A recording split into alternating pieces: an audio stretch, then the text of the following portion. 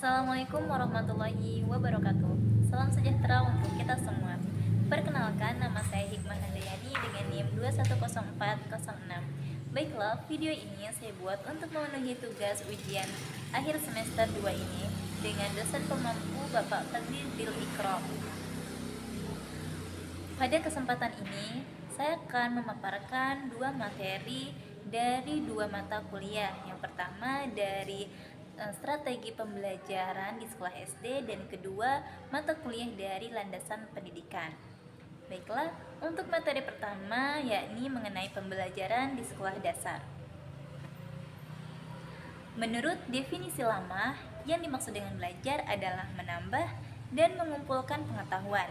Yang diutamakan dalam definisi ini adalah penguasaan pengetahuan sebanyak-banyaknya untuk menjadi cerdas atau memberi intelektual, sedangkan sikap dan keterampilannya diabaikan.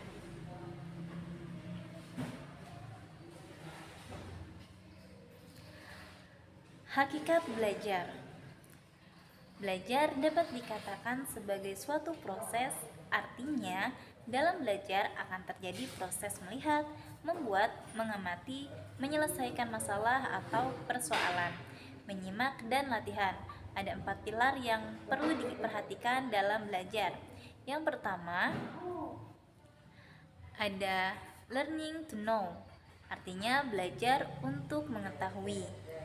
Yang kedua, ada learning to do, artinya belajar untuk berbuat.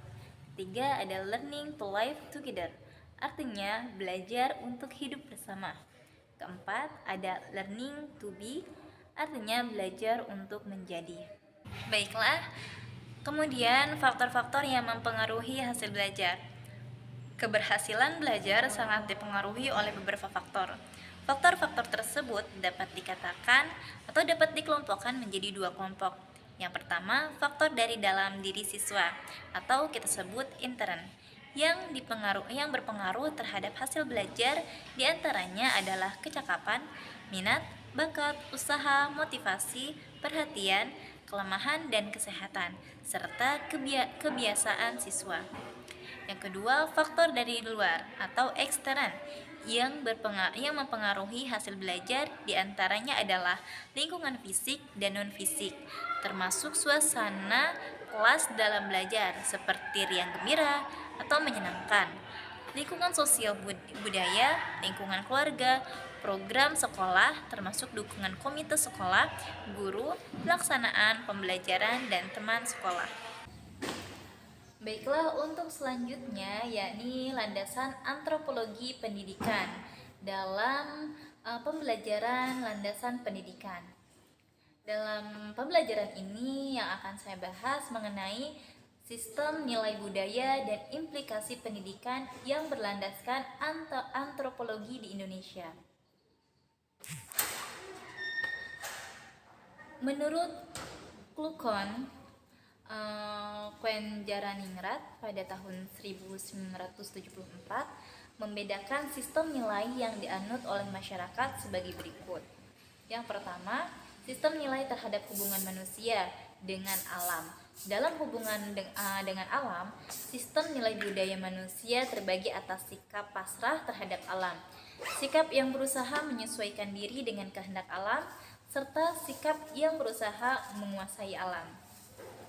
Kemudian sistem yang kedua yakni sistem nilai terhadap hubungan manusia dengan kerja. Dalam hubungannya dengan konsepsi kerja, Klukon membedakan manusia yang berorientasi kerja hanya sekedar kerja demi untuk memenuhi kebutuhan hidup kerja, demi untuk mencapai status tertentu, serta mereka yang bekerja untuk memperbaiki kerja itu sendiri. Yang ketiga, ada sistem nilai terhadap hubungan manusia dan waktu dalam hubungannya dengan waktu.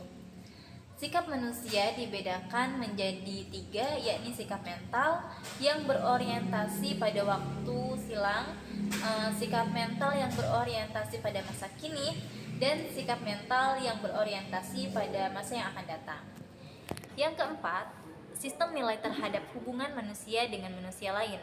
Dalam sistem ini, Dalam sistem nilai tentang hubungan manusia dengan manusia lain juga dibedakan menjadi 3 sistem nilai, yaitu sistem nilai yang berorientasi secara vertikal, horizontal, dan sentral pada dirinya sendiri. Oke, kemudian dilihat dari proses perkembangannya, kemajuan masyarakat, ternyata proses kemajuan yang dialami oleh masing-masing suku bangsa tersebut tidaklah sama.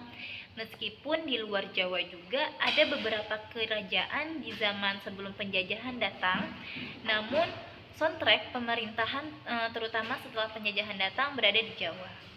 Perbedaan tingkat kemajuan yang mempengaruhi tingkat kebutuhan, pola pikir dan perilaku, serta pola konsumsi suatu masyarakat.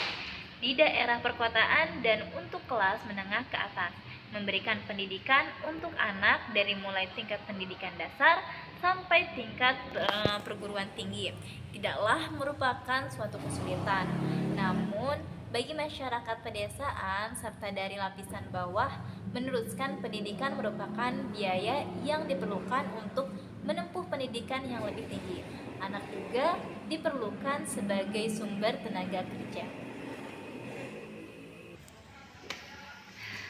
Baiklah, itulah pembahasan dua materi yang diambil dari mata kuliah landasan pendidikan dan strategi pembelajaran di SD. Mungkin itu saja yang bisa saya sampaikan. Kurang lebihnya mohon dimaafkan. Wabillahi taufiq wal hidayah. Wassalamualaikum warahmatullahi wabarakatuh.